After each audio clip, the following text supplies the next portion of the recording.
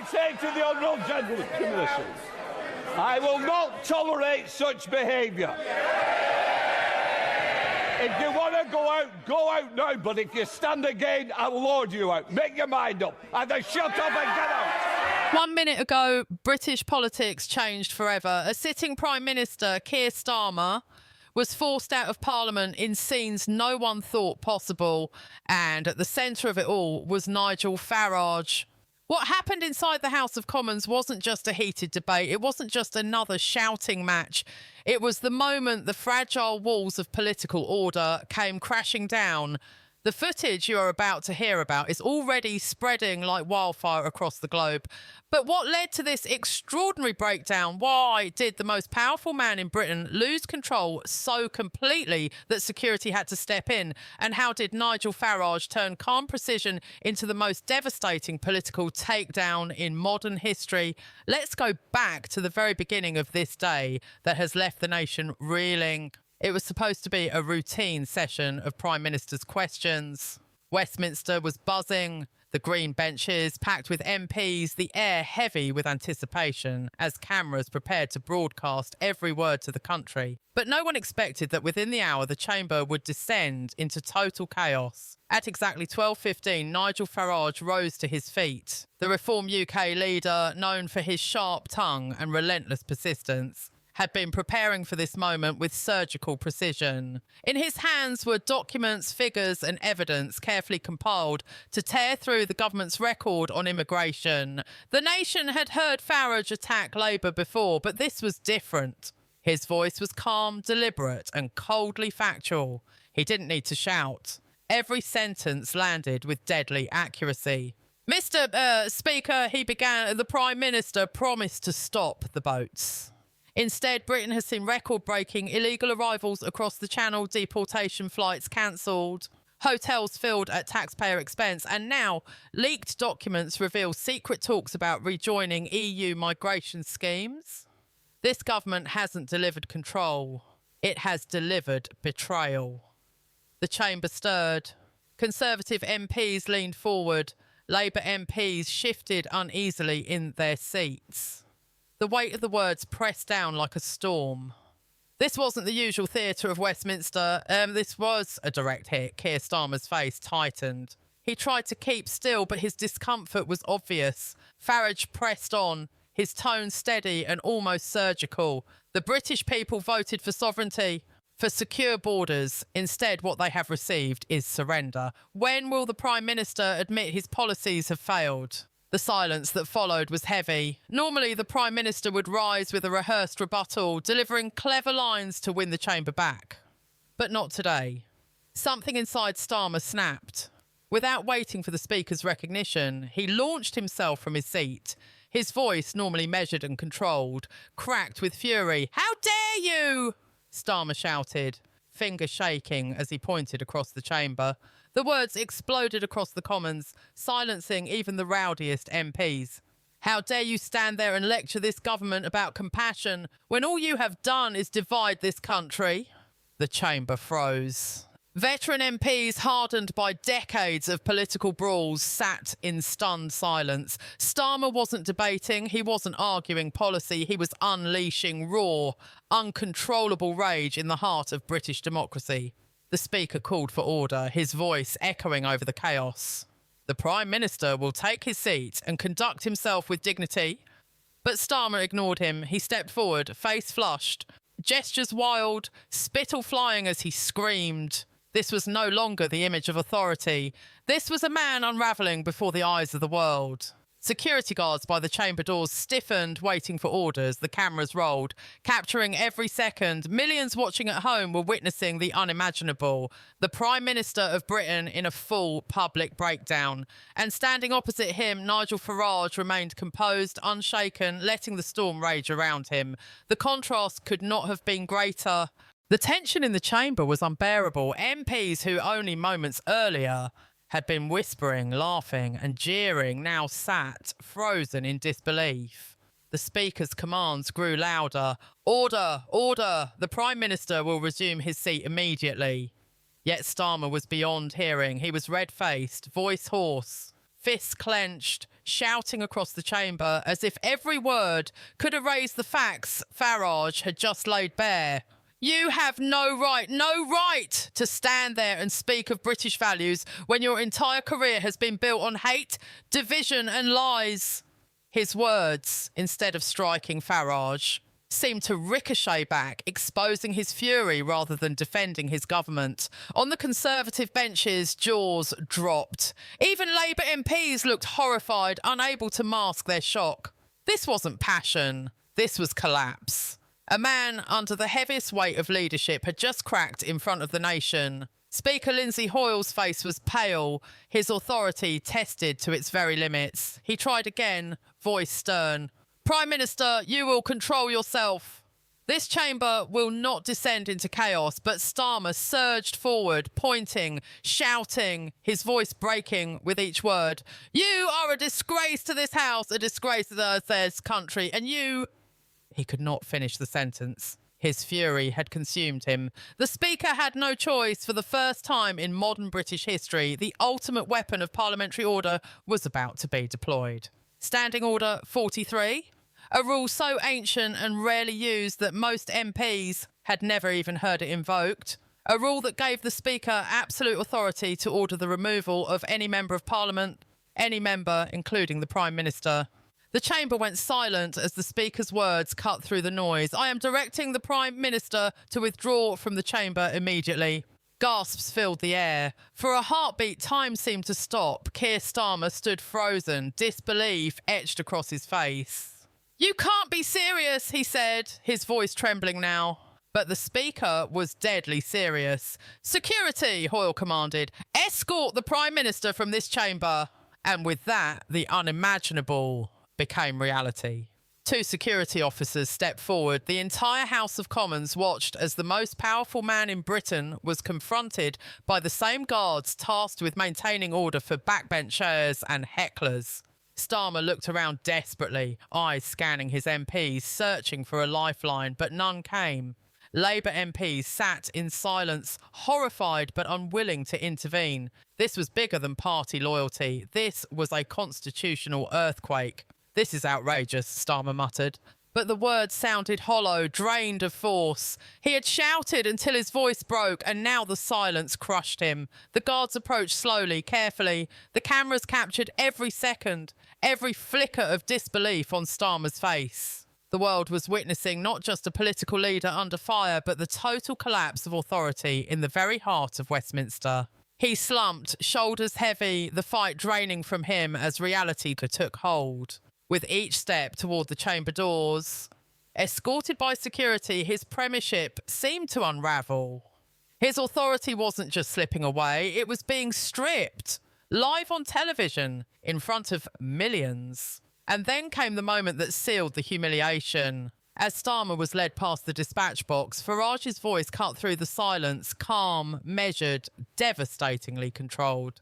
This is what happens when leaders cannot defend their failures. They lose control, they lash out, and in the end, they fall. The chamber was stunned. The contrast could not have been sharper. One man in fury, forced out under guard, the other composed, speaking with clarity that cut deeper than any shout ever could. In that moment, Westminster changed. Britain changed. The image of Keir Starmer, Prime Minister of the United Kingdom, being marched out of Parliament by security would haunt him, his party and his legacy forever. The moment Starmer disappeared through the chamber doors, escorted under the watchful eyes of the cameras, Britain erupted. Within minutes, the footage was everywhere. Clips of the Prime Minister's meltdown spread across Twitter, Facebook, TikTok and YouTube at lightning speed. Hashtags like hashtag PM thrown out and hashtag Starmer meltdown began trending worldwide. Millions were watching and rewatching the footage, stunned by what they had just witnessed. Comment sections exploded with disbelief, anger and mockery. Memes appeared within minutes, turning Starmer's wild gestures and furious shouting into viral jokes. But beneath the laughter, a darker mood was spreading. A sense that something fundamental had broken in British politics. Newsrooms across London went into overdrive. Sky News cut live to Westminster, their anchors struggling to keep up with the unprecedented scenes. The BBC, usually measured and cautious, spoke of a constitutional moment like no other in modern times. International broadcasters broke into their programming. CNN called it a meltdown at the heart of democracy. Fox News described it as the collapse of composure from Britain's leader. Al Jazeera ran the footage on repeat, their banner reading, Prime Minister expelled from Parliament. In Paris, Berlin and Washington, officials scrambled to issue careful statements, their words dripping with diplomatic concern. Britain, once seen as the model of stability, had just broadcast chaos to the entire world. But if the international reaction was shocking, the domestic one was catastrophic. Snap polls taken in the hours after the incident showed an immediate collapse in support for Starmer.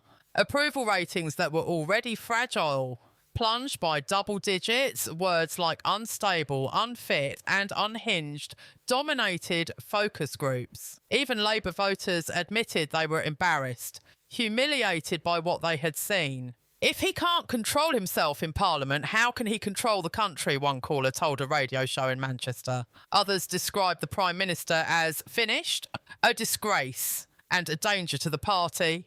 Meanwhile, Nigel Farage seized the moment with flawless precision. Within hours, he was standing outside Parliament, facing the cameras. Calm, measured and deliberate, he delivered what many would later call the speech that redefined the political landscape. What the British people saw today, Farage said, was not leadership. It was collapse. It was the complete loss of self-control from the man entrusted with this nation's future. The Prime Minister had every chance to defend his record. Instead, he chose rage, insults and chaos. Britain deserves better. His words were clipped and shared across every platform. Within a single day, they had been viewed over 20 million times. Inside the Labour Party, panic spread like wildfire. MPs flooded private WhatsApp groups with furious messages. Some demanded explanations. Others called for an immediate leadership challenge. Senior figures who had defended Starmer just hours before were now but whispering doubts about his future. The silence from Downing Street only made matters worse. For nearly 2 full days after the ejection, Starmer said nothing. No press conference, no interviews, no statement to the public. That silence allowed Farage and his allies to control the narrative completely. It was not just a political setback, it was a political vacuum, one that Reform UK was rushing to fill. And the people were listening. Reform's membership numbers surged so quickly that their website crashed under the pressure. Local branches reported queues of supporters eager to sign up. Donations poured in at record-breaking levels. A movement that had long been dismissed as fringe was suddenly surging into the mainstream. For the first time, Reform UK was being spoken of as a serious national force, a challenger not just to Labour but to the entire political establishment. The ground was shifting, and it was shifting fast. While Britain reeled, the world watched with a mix of fascination and alarm. International leaders who had long relied on the image of Britain as calm, stable and dependable were now staring at footage of its Prime Minister being thrown out of Parliament like an unruly backbencher. French President Emmanuel Macron's office issued a carefully worded statement expressing concern over the stability of Britain's leadership. German Chancellor Olaf Scholz, when asked about the incident, paused before replying. Steady leadership is vital in uncertain times. That hesitation was enough to make headlines across Europe. In Washington, the White House offered no official comment. But American networks played the clip on repeat. CNN's headline read, UK Prime Minister expelled from Commons in historic chaos. The New York Times called it a constitutional crisis unfolding in real time. Even in Commonwealth countries where Britain's political traditions had long been respected, the mood was grim. Australia's Prime Minister was asked if he still had confidence in Britain's leadership. His silence before answering said more than his eventual words. At home, the reaction was even more brutal. Legal experts, constitutional scholars and historians appeared on every news channel debating what had just happened. Professor Vernon Bogdanor, one of the country's leading authorities on the Constitution, warned that this moment was without precedent. Could a Prime Minister who had been ejected from Parliament under Standing Order 43 still effectively govern? Had the Speaker, by enforcing this rule, expanded the scope of his powers beyond anything seen before? And perhaps most damaging, did Starmer's conduct amount to a breach of the ministerial code serious enough to justify a formal inquiry into his fitness for office? These weren't just political questions, they were constitutional landmines. Meanwhile, inside the Labour Party, panic turned to outright rebellion. Senior MPs began holding emergency meetings. Some spoke openly about the need for new leadership. Others feared that keeping Starmer at the helm would drag the party into an electoral disaster. Angela Rayner, the Deputy Prime Minister, was reported to be furious, accusing Starmer of disgracing the party on the world stage. Rising figures like Wes Streeting, Yvette Cooper and David Lammy suddenly found their names whispered in Westminster corridors as possible replacements. The once solid image of Labour unity was fracturing in real time. And yet, through all of this, Starmer remained silent. 48 hours after the incident, the Prime Minister had still not spoken publicly. No explanation, no apology, no attempt to regain control. For a leader already accused of lacking charisma, this silence was political suicide. It created a vacuum, and into that vacuum stepped Nigel Farage. Reform UK's media machine went into overdrive, releasing video after video contrasting Starmer's wild outburst with Farage's calm composure. One clip showing Starmer screaming as Farage stood calmly watching racked up tens of millions of views. The contrast was devastating. Polling data released a week later confirmed what many already feared.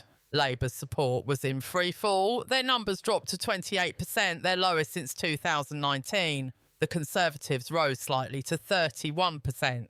But the real shock came from Reform UK. For the first time in history, they polled at 23%, surging within striking distance of becoming the official opposition. In leadership polls, Farage leapfrogged Starmer entirely, moving into second place behind Rishi Sunak. A man who had never held government office was now seen by millions as a credible candidate for Prime Minister. The political map of Britain was being redrawn before the public's eyes. Traditional Labour heartlands in the North and Midlands showed signs of revolt. Constituencies that had been loyal for generations were suddenly shifting to Reform. Voters who once dismissed Farage as a protest figure were now rallying behind him as a leader who had stayed calm under fire when the Prime Minister himself had fallen apart. What had begun as a meltdown in Parliament was transforming into a movement shaking the foundations of British democracy. The shockwaves from that single outburst did not fade with time. They grew, spreading into every corner of British life. For weeks, television programmes replayed the footage, dissecting every gesture, every shout, every second of Starmer's meltdown. Body language experts spoke of clenched fists and trembling fingers. Voice coaches analysed the crack in his tone. Psychologists debated whether the pressure of office had simply broken him. What should have been a momentary lapse had become a national obsession. The phrase thrown out of Parliament entered everyday conversation, no longer just political jargon, but a cultural reference, a punchline on late-night comedy shows, and a haunting reminder of the fragility of leadership. But beneath the jokes and the memes, something far more serious was happening. Public trust in politics, already battered by years of division and disappointment, fell to new lows. Polls revealed that only 23% of Britons had confidence in the political system, the lowest figure since records began. Ordinary people spoke of being embarrassed on the world stage. If the Prime Minister himself could lose control so spectacularly, how could anyone believe in the stability of the system he represented? For many, it wasn't just about Keir Starmer anymore. It was about the credibility of Parliament, the reliability of government, the very idea that Britain was a nation of calm, steady democracy. Meanwhile, Nigel Farage wasted no time in seizing the moment. Reform UK transformed overnight from a fringe challenger into a national force. At rallies across the country, Farage played the footage of Starmer's collapse on giant screens. Pausing at the moment, security escorted him out. Then, turning to the crowd, he would ask, "Is this the leadership you voted for? Is this the stability Britain was promised?" The response was always the same: boos for Starmer, cheers for Farage, chants for change. Reform's message was simple, brutal and effective. The establishment had failed and only reform could restore order. Inside Labour, the walls were closing in. Cabinet ministers struggled to defend the Prime Minister, their arguments drowned out by laughter, mockery and disbelief. Backbench MPs submitted letters of no confidence. Senior figures whispered of leadership challenges. Starmer's silence had destroyed what little loyalty remained. Each day he refused to speak, his authority drained further. Allies turned into critics, supporters turned into rivals. The party once united around him now looked fractured, panicked, desperate to survive. And beyond Labour, beyond Westminster, the question grew louder and louder. What now? Could Keir Starmer survive as Prime Minister after such a public collapse? Could his party recover the trust of a nation that had watched its leader escorted out of Parliament like a criminal? Or was this the beginning of the end, not just for his premiership, but for the dominance of the old political order itself? Britain stands at a crossroads. A Prime Minister humiliated, a government in chaos, a political movement rising from the ashes. For some, it is a crisis, for others, an opportunity. But for everyone watching, one truth is clear. Politics in this country will never be the same again.